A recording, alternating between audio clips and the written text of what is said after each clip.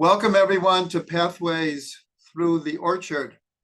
Today's parsha is Beshalach, and hopefully, time allowing, we have 5 different insights here. Hopefully I'll get through all of them. 4 of them have to do with crossing the Red Sea. And actually the 5th one we're going to start with, it's later in the parsha. And that's after we crossed the Red Sea. And it says that we went 3 days without water. And finally, they came to a place of water, but it says that the waters were bitter and they couldn't drink them. Ki marim hem. The waters were bitter. So God commands Moshe, take a tree and throw it into the water, and that will sweeten the water. And then everyone would be able to drink it. So there's many, many commentaries. What exactly is going on here? What is this tree? And it's interesting because it doesn't say take a branch of a tree. It says take a tree. And so many commentaries say this represents the tree of life. And what is called the tree of life? Torah. So what does it mean that they went 3 days without water?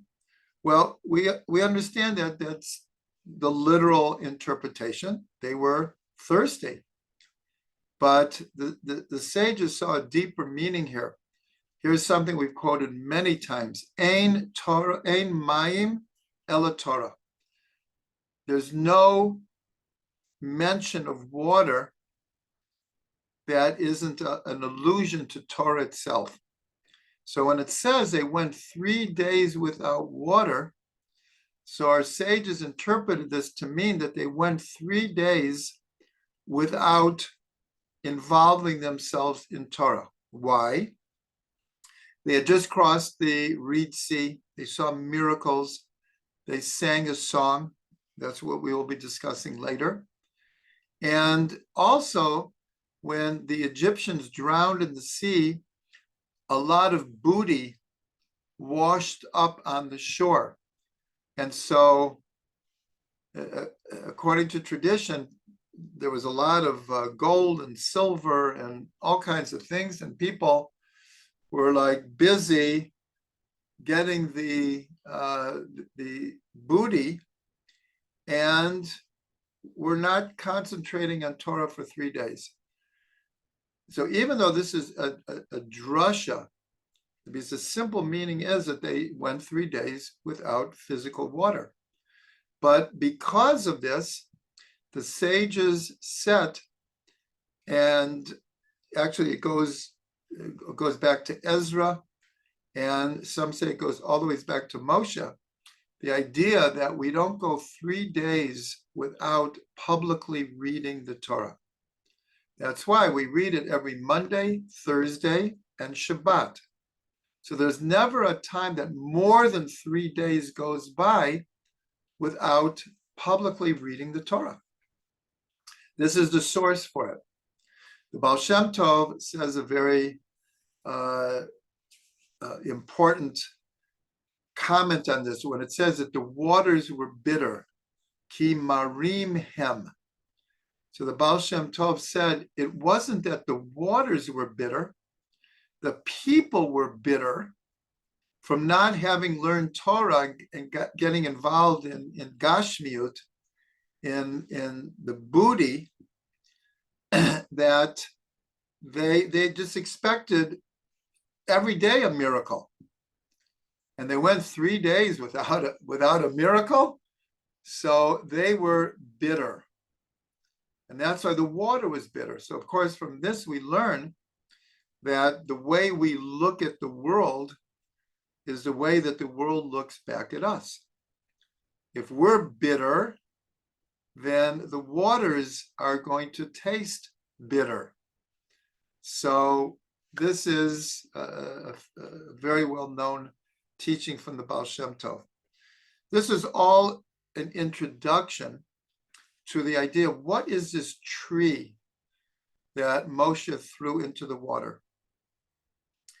So we already said that many feel that this is a symbolism of the Torah, because the Torah is called the Eitz Chaim, and the Torah has the power to sweeten reality.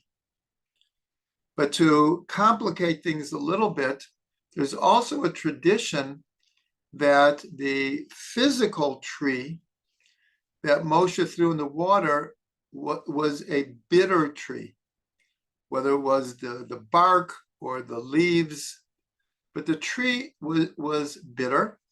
And this is actually one of the many sources in the Torah for the idea of homeopathy. Likes cure likes. In other words, if the water is bitter, how do you sweeten it?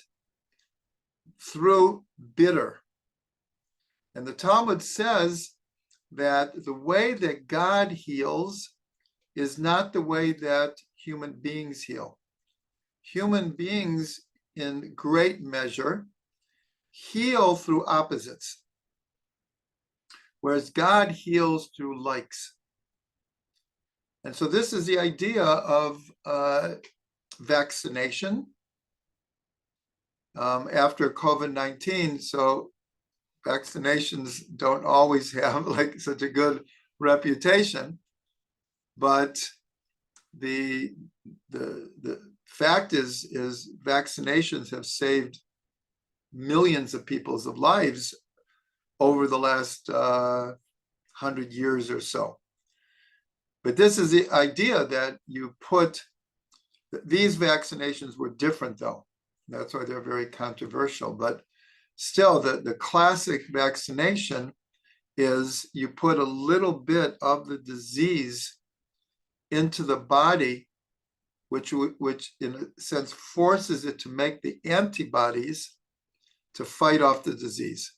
So it's likes cure likes, and that's all of homeopathy is based on likes cure likes.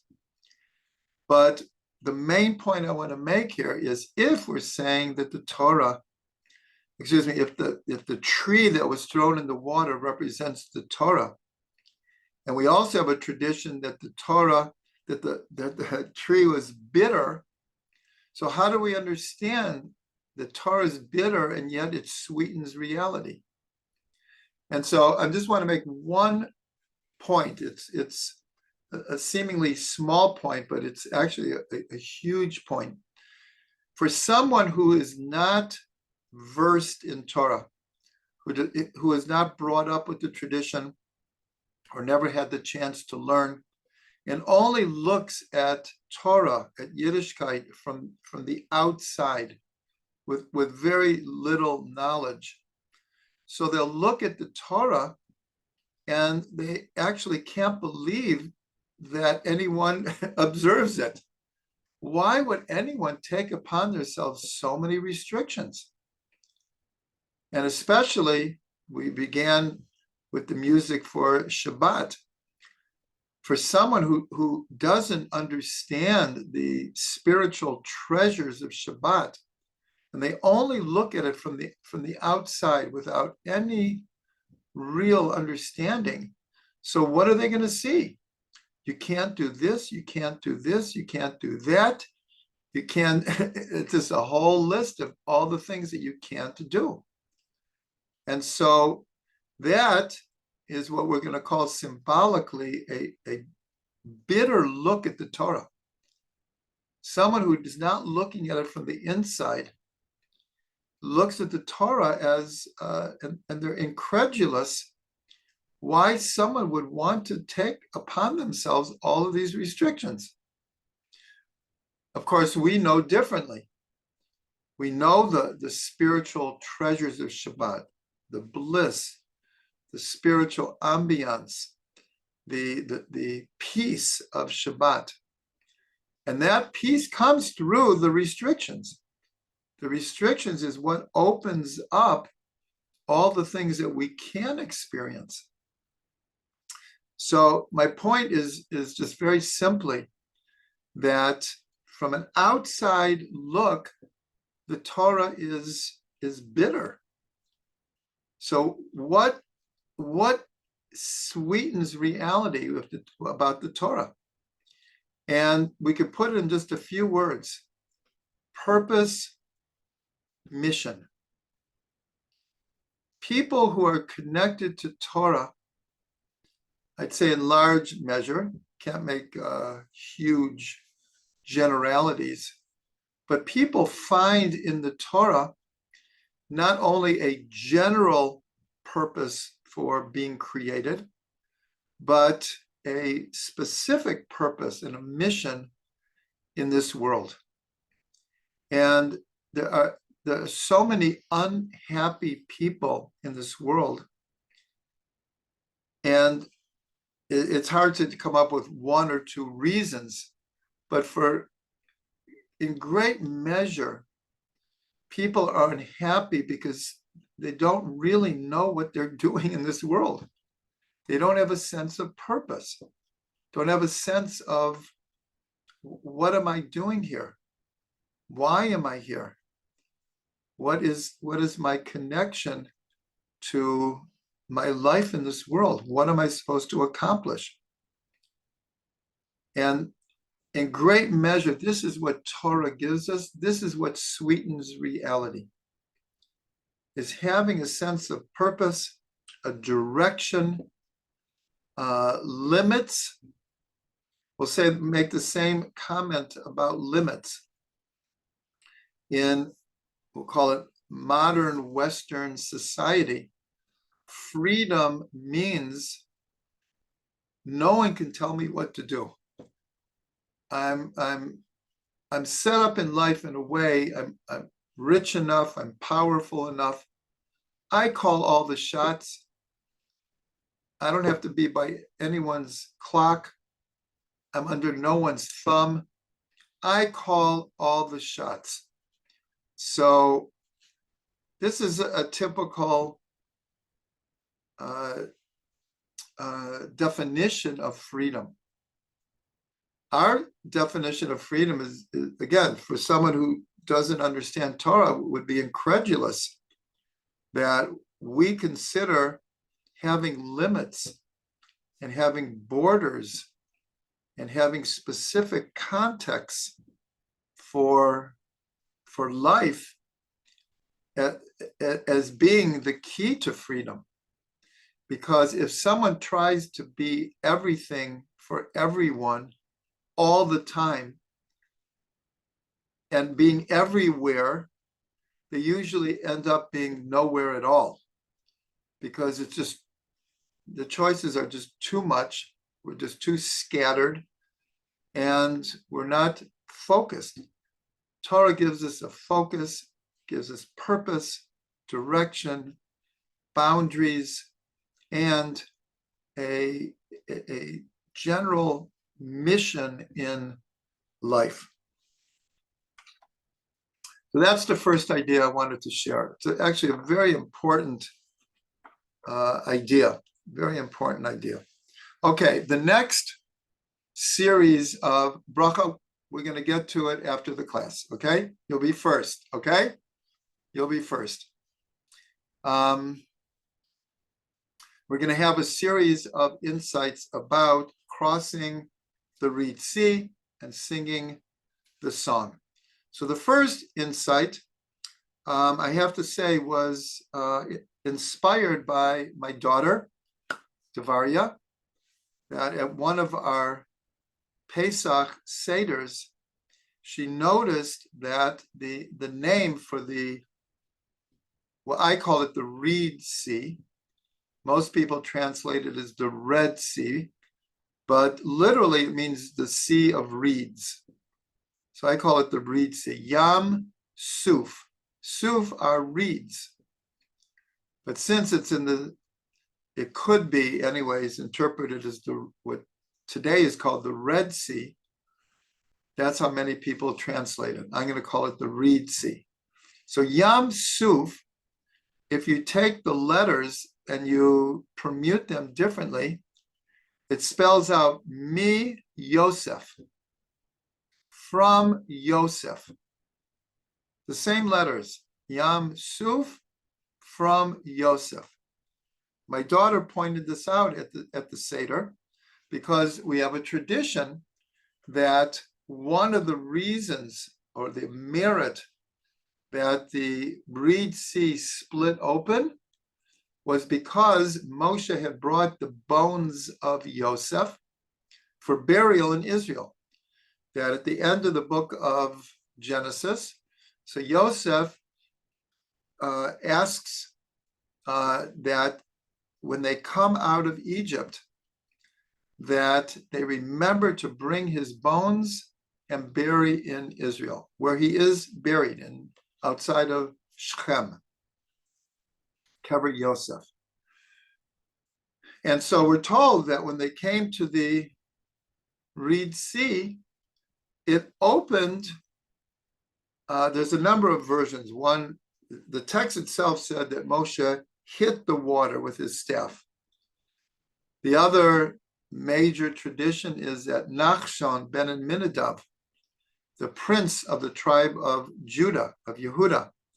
So the Egyptians are coming. People didn't know, what are we going to do? Some said, let's fight them. Others said, let's hold up our hands and give up and let them take us back to Egypt instead of all dying here. And others said, no, we have to go forward. Well, how are you going to go forward? The Yam is in front of you. So by tradition, Nachshon ben Aminadab jumps into the water. And when the water comes up to his nostrils, the sea opened. That's one of the traditions. And the other tradition is it was on the merit of Yosef's bones, because they learn it from what's called the Gezerah Shava. Two words appearing in different places are connected. So when Yosef ran away from the wife of Potiphar, who was trying to seduce him, so it says Vayinos, that he ran away, he escaped. And in one of the Psalms, it says, Ma hayam ki tanus, hayarden ki tisov leachor. Why the sea are you splitting? And why is the Jordan jumping backwards? Because when we came into Israel, the Jordan River also split. Many people don't know this. To come into Israel, the Jordan River split. It's in the book of Joshua. And there's a whole write-up of it in the Talmud. And so because it says Vayanos, the same word, because Yosef ran away, that is the same thing, that the waters fled when they saw the bones of Yosef coming. So Yam Suf, the letters are Mi Yosef. But we want to go a little bit deeper here. It's Yam Suf, but Suf is the same letters as Sof, end. The word for infinity in Hebrew is without end. Ein Sof, no end. So even in modern Hebrew, when you get to the end, you're at the Sof. And so here we see also an important idea that, and I think many people will be able to relate to this, that sometimes we don't experience a breakthrough or a major change in our life unless we get to the end. Meaning we're at the end of our rope, put it that way. Right before God appears to Moshe at the burning bush, it says that the people of Israel cried out from the burdens, from the oppression of the slavery. And it doesn't say this before this. Now, for sure, they were crying for decades, but they had gotten to like the end. They had no more strength, and they cried out to Hashem. And it says in Parshat Shemot that God heard and he knew. He knew that they're at their end. Later, we're told that Israel had reached the 49th level of impurity. And if they would have stayed any longer and reached what's called the 50th level of impurity, that like theoretically they would not have been able to be saved. They would have been like beyond salvation. Again, this is symbolic language. So the idea is here, we just got out of Egypt and we turn around and here comes Egypt with 600 chariots. And like this was like an incredible military force coming against Israel. And so people didn't know what to do. They had their backs against the wall. And that's when the miracle happened. So this is also in our own lives, that even though sometimes we would choose for it to be different, but sometimes we have to be forced against the wall. We have to like run out of alternatives, run out of excuses, run out of logic to figure out our situation. And then we'll be open for something new. So this is also in the word Yam Suf, is the sea that they came to an end, which created a new beginning. They went through the sea. Another thing we could learn is in Pirkei Avot. It tells us that we should be pliable and adaptable like a reed. Reeds are very skinny, and when the wind blows, it blows them. They're not firmly rooted. They don't have a big trunk. And so the sages use this as an example of how a person should be pliable, be able to adapt to different situations. And so here we come to the Yam Suf, and what alternatives did we have? Some wanted to fight, but it seemed like somewhat hopeless. Others wanted to go back to Egypt, and others wanted to go forward. But going forward at the time seemed impossible. It seemed impossible. It needed a miracle to happen. But here we're told that don't be strict and not be able to think outside of the box. Nachshon ben Aminadav, if we visualize the situation here, what did he think he would do by walking into the sea up to his nostrils? But he was full of faith, and there's got to be a way. There just has to be a way for us to be saved here. And so he thought outside of the box. And that is what led to his being able to open up the sea. The word Yam Suf, the sea of reeds. Yam equals 50. Yud is 10, Mem is 40, equals 50. And here we said that Israel had reached the 49th level of impurity. And so the Yam represents really the opposite, that we're already on our way to Har Sinai. We know that the giving of the Torah is 50 days after leaving Egypt. And so the 50 of Shavuos represents the 50th gate of understanding. We're told that there are 50 gates of understanding and 50 levels of purity. And so here they thought that they had gotten out of Egypt. But as the saying goes, it's easier to take Israel out of Egypt than to take Egypt out of Israel.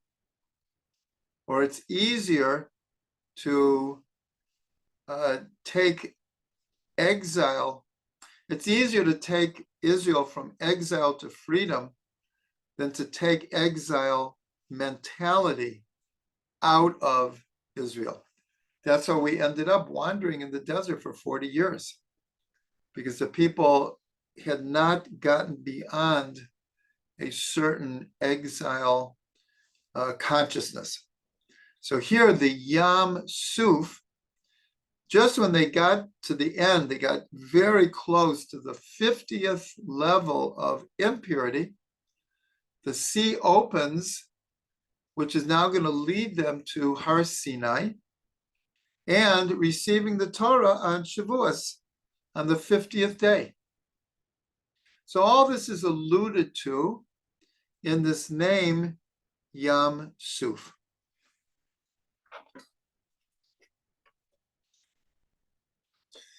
Okay, the next somewhat short insight, but again, very important and critical, is when this whole scene is happening. And it says that Moshe cried out to God, and God's response, there's a lot of questions. In other words, what else should Moshe have done in that situation? He wasn't going to, he didn't have the power to create a miracle, or so he thought. So what else was there to do but to pray to God? God, we got our backs against the wall. We need help. So the Torah is implying that Moshe is praying. So what is God's answer? Ma titzak elai. Why are you crying out to me? Tell the people to go forward. This is a classic idea in the Torah. Why are you crying out to me?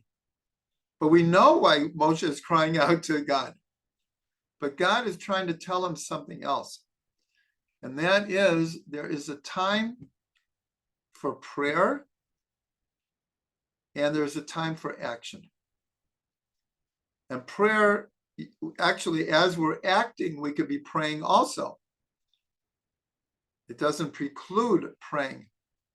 But Moshe was, we'll say, somewhat passive because he didn't know what to do. He's the leader. Everyone's looking to him what to do. So he is praying. And it's even implied he's crying out to Hashem. And Hashem says, I hear you, but now is the time to move forward. And this could have been the inspiration for Nachshon ben Aminadab. And so Moshe turns to the people and he gives them confidence. And he says, God will save us. And the Egyptians that you see coming, you'll never see them again. So he gave the people all of this confidence. But in a certain way, he wasn't sure what to do himself. So that also is a very important lesson. Sometimes when we're in a position of leadership, And let's say we don't know exactly what to do, but the people around us are panicking or are unsure of themselves or lack faith. It doesn't have to be a whole scene, but people are lacking faith. People don't have the confidence. And so a leader, even though they themselves might not know the exact formula, the position of being leader, they need to give the people confidence. They need to give people a sense of assurity that we can find an answer. We will solve this.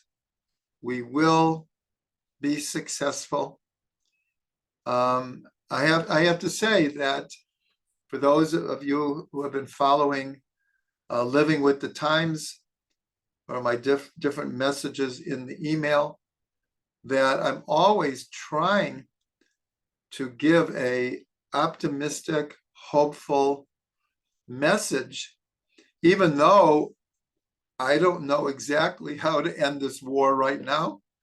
I don't know how it's going to end and when it's going to end and in what way it's going to end. But I do have a natural instinct that it will be okay. And we have to have trust and we have to have faith, and we will be successful, and we will be victorious. In Israel, everywhere there are signs in Hebrew, we will be victorious. Everywhere you go, there are signs publicly all over the place that Yachad Ninatseach, together we will be victorious. That's the theme of the spirit of Israel right now. Yachad Ninatseach, we will be victorious. So this is just a small point, but it's such an important point that there's a time for prayer and there's a time for action. I'm going to tell this, it just popped into my head. You've probably heard this. It's a classic story. I don't think it's a real story, but it could be. It could be. There's a flood in a town, and the police and the mayor, everyone's telling him you have to evacuate. And this man doesn't want to evacuate.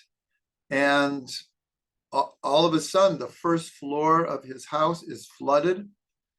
He goes up to the second floor. Before he knows, the second floor is flooded.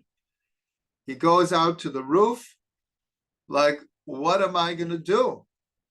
And so, before he got to the roof, the police came and said, time to evacuate. He said, no, I believe God will save me.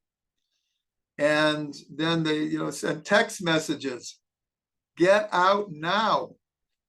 No, I want God to save me. He ends up on the roof.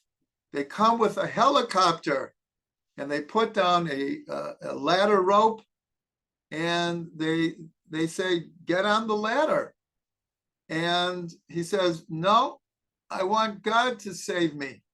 I have faith that God will save me. In the end, I'm laughing, but in the end, this man drowns. And he goes up to heaven and he says, God, I had so much faith that you would save me. Why didn't you? And so God answered, I sent the police. I sent text messages. I sent a helicopter. What else do you want? What else do you want? This is an old story. Probably many of you have heard it. But the idea is that's what it says, Ma titzakalai. Why are you crying to me now? Now is the time to take action. And now here is one additional point, one very important point. And this goes back to the burning bush. We know, according to Rashi, the dialogue at the burning bush took a whole week between God and Moshe. We read it as if it's happening all at the same time. According to Rashi and according to tradition, it was a long, drawn-out discussion. And one of the main points that Moshe was making is, God, why do you need me? You're going to be doing the miracles. You're bringing the people out of Egypt. Just do it. Why do you need me? Why do you need a human being to be the channel for these things to happen? And the idea here is, this is a general principle, is that there, not always, but almost always, there has to be human agency for miracles to occur. So that's why we have this idea that Nachshon ben Aminadab jumped into the water and then it split.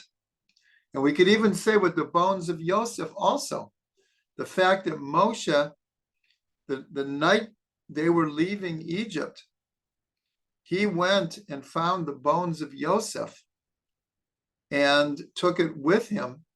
And on this merit, the sea opened. So Moshe, God was saying to Moshe, it's true, I will be doing the miracles. And even at the burning bush, God says, Paro will not listen to the first sign, and I will increase my signs so that all of Israel and all of Israel will understand that I am God. But God needed Moshe. God needs us. And so that's another way we can understand when God says, why are you crying out to me? I need you to act now. I want to do a miracle, but I need your help also to do a miracle. In other words, the same thing, let's say Purim. With Purim, God's name isn't even mentioned in the Megillah. And as the story unfolds, we don't see God's fingerprints all over the story. Mordechai had to have what's called Mesirut Nefesh, total giving of himself, and Esther even more so, put her life on the line. And then the salvation could happen. And so the same thing that we learned last week, when God says the idea of taking the Korban Pesach and taking the blood and putting it on the doorpost and the lintels. So we could say, what, God didn't know which house was Jewish house and which was the Egyptian? Of course he knew. But he needed our participation. This is an incredibly important idea with our own personal lives and with all of Jewish history, that God set up the world in a way. He made us in the image of God, and he gave us free choice, and he wants us to act. He wants us to make choices. And even miracles, God wants our participation. I remember Reb Shlomo used to say, there's two types of miracles. There's God miracles, and there's human miracles. Is that sometimes we think that God is doing the whole thing, but there's all, and God goes beyond the laws of nature. But we also, when we go beyond our nature, so we can make miracles happen. Of course, it's always with God's help. But just like we always need God's help, even when it appears that we're doing the action, we're investing, the time and the effort and the know-how, but we know that it's all from the grace of God, the chesed of God that is assisting us. But here, in the opposite way, it's also true. Not that God has to have our participation, but God seeks it out. God wants our participation. And so here we see, even at the splitting of the sea, even if we go by Moshe, that's what the text says. The text says, God says to him, take your staff and hit the water. What? That's what made it split? No, God made it split. Nonetheless, Moshe had to play his part. And this is a teaching for all of us, that we always have to do our part, and we always have to pray as well that God will assist us in everything that we're doing. Okay, that was 3 insights, and now 2 more to go. Now we're going to get to the Song of the Sea. This is one of the 10 archetypal songs sung throughout history. And this Shabbat has a special name. There's only a handful of Shabbats during the whole year that has a special name to it. This coming Shabbat is called Shabbat Shira, the Shabbat of song, because of the Song of the Sea. We also have Shabbat Nachamu, the Shabbat after Tisha B'Av, when we read the Haftarah of console, console my people. The Shabbat before Tisha B'Av is called Shabbat Chazon, also the Shabbat of vision, taken from the Haftarah. And the Shabbat between Rosh Hashanah and Yom Kippur is called Shabbat Shuvah, the Shabbat of return, of repentance. And I think I'm getting all of them. The other one is Shabbat HaGadol, the Shabbat before Pesach. Is called the Great Shabbat, because in the year that we came out of Egypt, the 10th of Nisan, when we took the lamb that would be the Korban Pesach, the Paschal offering, the 10th of Nisan, that year was a Shabbat. So it's called Shabbat HaGadol. So this Shabbat is called the Shabbat of Song. And that's because of the Song of the Sea. Now, there's a deep connection between redemption and song. When we look at the 10 archetypal songs sung through creation, and we can't go through all of them right now, but virtually all of them are connected either to a personal redemption or a national redemption. Virtually all of the songs.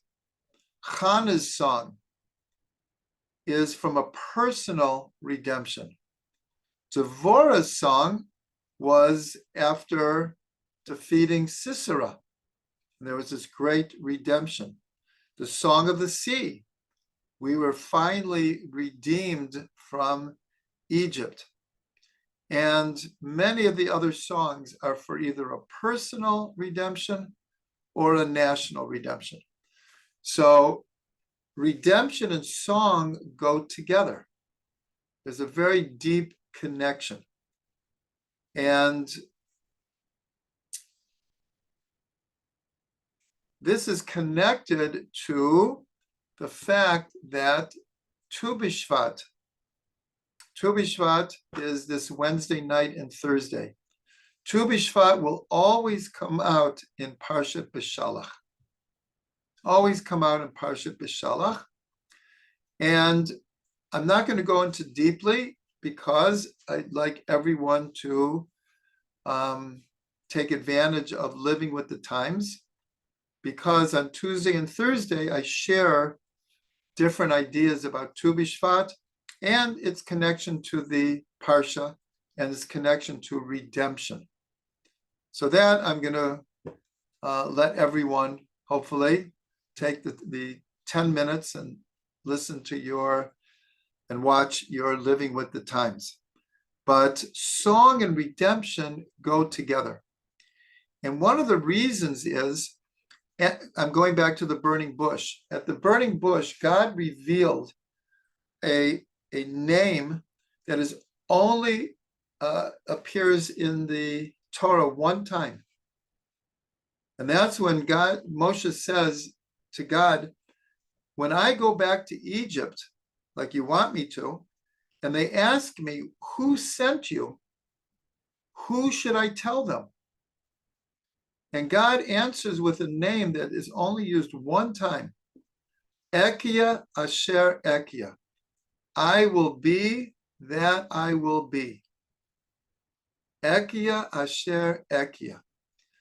So this I learned from Rav Ginsburg, that the gematria of this name of God is 543, which equals Koach Shira, the power of song. So we will add, well, what's the connection with this name of God and the power of song? And this we can answer is that we know from Perek Shira that all of creation has a song. The mineral world, the plant world, the animal kingdom, and the human kingdom. Everything is singing. Everything has its song. Every person has their song. And so I will be that I will be. One of the reasons that God reveals this name is because he was trying to bring out of Moshe his potential. Here Moshe is saying, I can't do it. I'm not the right person. Send someone else. I'm not a speaker. I'm not up for it. And God is saying, no, you can do it. I believe in you. You have what it takes. And so when we apply, I will be that I will be. So Moshe says, who should I tell them sent me? But in a certain way, God was trying to bring out of Moshe everything that he could be. And so when we ask, well, how does each person become who they could be? I will be that I will be. And this symbolically means finding our unique song. And this goes back to the first insight is this idea that Torah is giving us a sense of purpose, a sense of mission, direction in life. And so actually the whole Torah is called a song. This is from another song from Ha'azinu, Parshat Ha'azinu, where God says, teach all of Israel this song, that they should have it in their lips. And so the simple understanding is this particular song called Ha'azinu. But the sages say, no, it's actually referring to the whole Torah. The whole Torah is called song. And so for each person to become who we need to be, we have to find our unique song. Now, this doesn't necessarily mean a melody with notes and harmonies. When we say that each person has their unique song, it means each person has a unique purpose in this world. And when we act in accordance with our purpose in this world, then we're in tune. This is not this is a play on words. We're in tune with our purpose.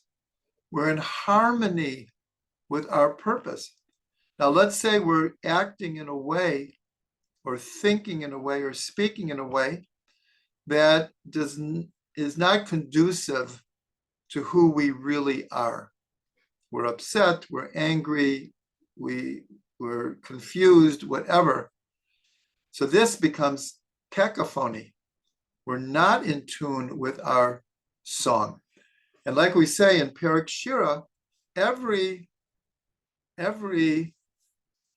creation, from the inanimate to the human, everything has its purpose. Everything has its song. And so I will just say one thing about Tu B'Shvat is the key here is, well, what is happening on Tu B'Shvat? It's the new year of the trees, but you look out the window and you don't notice anything happening with the trees on Tu B'Shvat. So according to tradition, what is happening is the sap is beginning to run up the trunk of the tree. And that sap is bringing the new life force that will be translated into buds, leaves, and fruit. And so this is the connection with redemption, is the plant world is being redeemed. The trees are being redeemed from a state of dormancy. You look at many trees, not deciduous trees, but trees that lose their leaves, and they look dead. They're barren. It's like, how is this tree going to come back to life? Well, every year it does, because the sap begins to flow up the tree. And so this is a connection with redemption, because Tu B'Shvat is a full moon, Purim is a full moon, and Pesach is a full moon. 3 months in a row of full moons. Again, please listen to the Living with the Times this week for more explicit explanations. So here we see the connection of song and redemption, and the fact that Tu B'Shvat is always going to come out in this parsha called Shabbat Shira, the Shabbat of song. The world is coming to life again, and that life force makes us want to sing. And so we need to connect to this energy.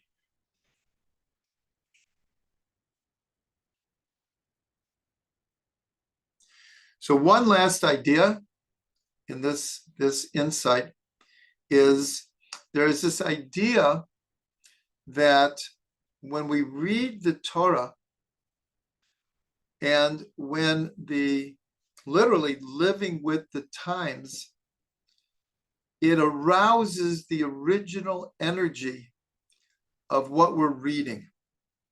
So one of the places this is found is in the Megillah, where at the end of the Megillah, when it's talking about the establishment of the holiday of Purim, and that we'll do it every year, and this is the way we'll celebrate. So it says, V'nis karim v'nasim. These days will be remembered and they will be done. So the Arizal says, and this is one of the keys to living with the times, when Purim comes around every year and we read the Megillah and we study the Megillah, the energy of Purim is aroused through the reading. In other words, let's say Purim comes around, and we don't study, the Megillah in advance. We don't go to shul and we hear it. So there's something missing here. By reading it, by studying it, it awakens the original energy. And so here we'll apply it to this week. Is here we have one of the 10 archetypal songs. The whole Shabbat is called Shabbat Shira. And so reading this parsha, reading the song, awakens the experience of the original singing of the song.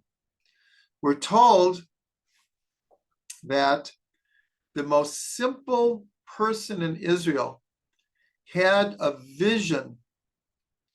And as after they crossed the sea and they saw the miracle, they saw their oppressors for all that time being wiped out.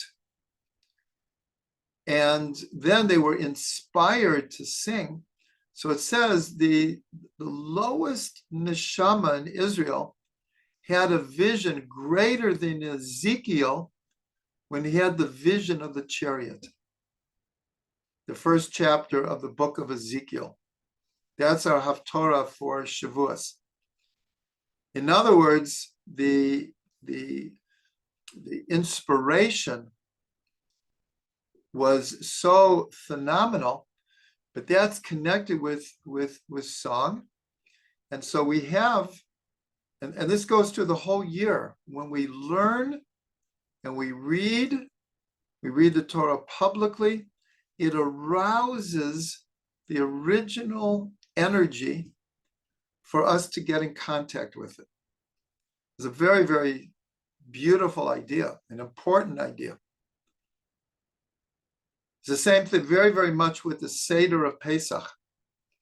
By going through the Seder and eating the matzah and talking about putting the blood and the redemption and feeling the slavery, by going through the Haggadah, we can actually relive, we can visualize all of the emotions that were found in the original reality of being slaves and then being redeemed.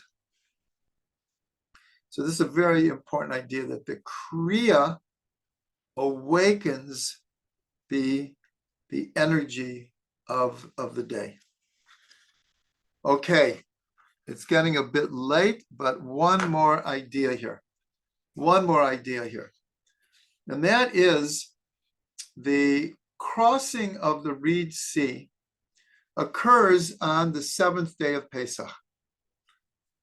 In other words, in the Torah it says the first day of Pesach is a full holiday and the 7th day is a full holiday.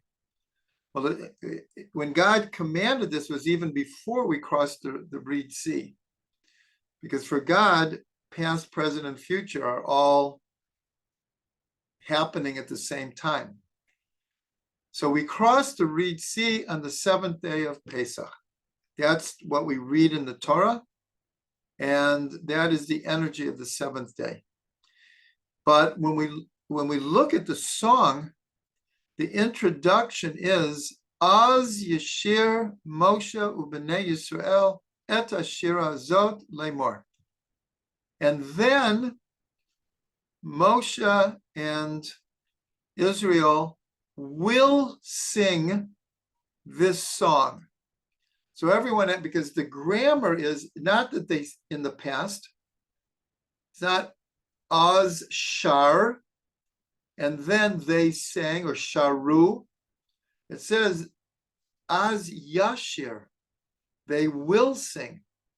This, in the Gemara, the concept of Techiyat HaMeitim, the resurrection of the dead, is never mentioned in the 5 books. It's never mentioned. So in the Gemara, in Masechet Sanhedrin, there's a whole discussion. Well, where is it alluded to? It's such an important concept. It must be alluded to. And so they offer many different places in the Torah. One of them, one of the most important one, is right here, Az Yashir, and then they will sing, meaning at the time of Techiyat HaMetim, the time of the resurrection of the dead. But what I want to concentrate is on the word Az, which in English is then. So we might not even notice, like, what are you going to learn from the word then? But in Hebrew, Az is Aleph Zayin. Zayin, of course, is 7, and Aleph is 1. So the gematria of Az is 8. So what we see here is there's something happening here. This is happening on the 7th day, but the song that represents the acknowledgement, the celebration, the thanksgiving for the miracle begins with a word that equals 8. We know that 8 always represents one beyond nature. 7 represents the cycles of nature. That's why all the cycles of time are connected to sevens. And 8 represents one beyond. And so the fact that the song begins with Az, the number 8, is telling us that there was a miracle here. Something happened beyond nature. And the people, of course, recognize this.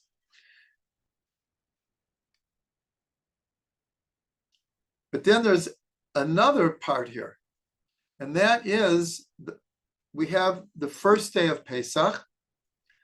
Crossing the sea is 6 days later. It's the 7th day, but it's the 6th day after we actually left Egypt. So we have here a series of 6, 7, and 8. But what is the importance of connecting the number 6?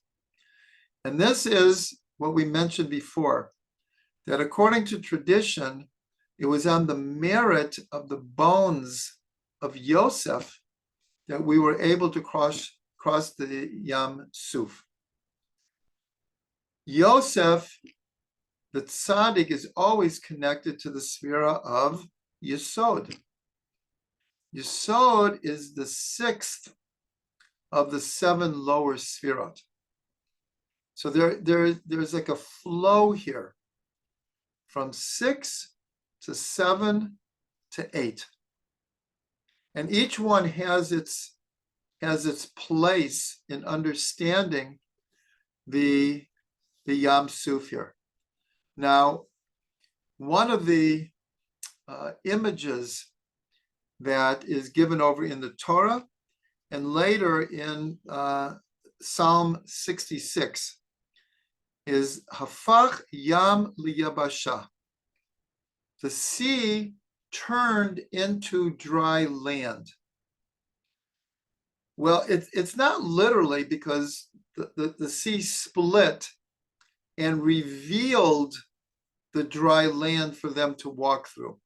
But nonetheless, when you look in the Torah, and when this miracle is spoken about, it's as if the water turned into dry land. So there's a secret here, is that we're told that the sea is representative of what's called Alma de Itkasia, the hidden world. And the dry land is called Alma de Itgalia, the revealed world. The revealed world is the dry land, and the hidden world is represented by the sea. Because let's say when you go to the ocean, you can't really see that far below. If you're at a stream, sometimes you can see the rocks. If it's a river that is already a meter high or something, you don't really see what's underneath. You can only see it if it's very shallow. The ocean is, I'm sure people have studied, seen movies and videos. There is a whole world under the sea that we don't really see directly. It's only if you scuba dive, and even that, scuba diving can only go down so far until the pressure is just, it's not possible for a human. Well, the oceans go very, very deep. And there's a whole world of plant life and animal life. And it's called the hidden world. So here, Az Yeshir, and then they will sing. The Az, the water is turning into dry land. In other words, the hidden world was revealed at the splitting of the sea. And that's why we have this tradition that everyone in Israel saw more than Ezekiel saw with the vision of the chariot, because the hidden world opened up. It's not just the physical water opened up, the spiritual world opened up. And this is very much like we say at Har Sinai. So at Har Sinai, it said the seven heavens opened up. And all of the dimensions unified into one experience. So we're saying when we crossed the sea, and the realization afterwards of what had happened and the inspiration that came to sing was that the hidden world was being revealed to Israel. And that's what gave us the inspiration to sing. So now going back to the two letters of Az, an Aleph and a Zayin. So we're told that in this world, music is made up of 7 octaves, very, very connected to the 7 colors of the rainbow. But our tradition is that when Mashiach comes, there'll be a new octave. There'll be 8 octaves. And this represents that there'll be a state of consciousness beyond what we consider natural consciousness. Something new is coming, a whole new dimension of experiencing the world and experiencing God and experiencing our own soul. And this is represented in the Aleph and the Zayin. Again, the Zayin is 7. It always represents the natural cycles of time and space. And the Aleph is a very divine letter, and it represents the revelation of God that will infuse the physical natural world. And that's why in the Mishnah Torah, Rambam's classic work, it ends with the laws of kings. And the last part of the laws of kings is the laws of Mashiach, where the Rambam gives over his understanding of who the Mashiach is, what the Mashiach has to accomplish, what the Messianic era will be like. And he ends the whole thing with a quote from Isaiah, where it says that Malay haaretz dea Hashem, dea et Hashem kamayim liyam michasim, that the knowledge of God in the Messianic era will cover the world like the waters cover the sea. And this is represented by this word Az. That this Aleph, this is the new consciousness that is coming.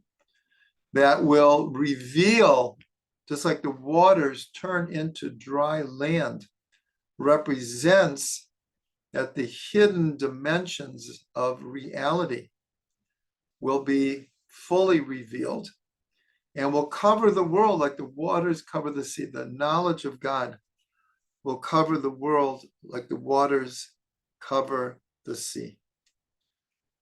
We should be blessed to see it, to experience it. And I want to bless everyone to find your unique song and have, and I'll, like Dara reminded me, Reb Shlomo always said, I bless you and bless me back, that we all find our unique song and that we tailor our life to be in tune with it, to be in harmony with it. And when we do that, we'll be in harmony with the Holy One, blessed be He, and all of creation.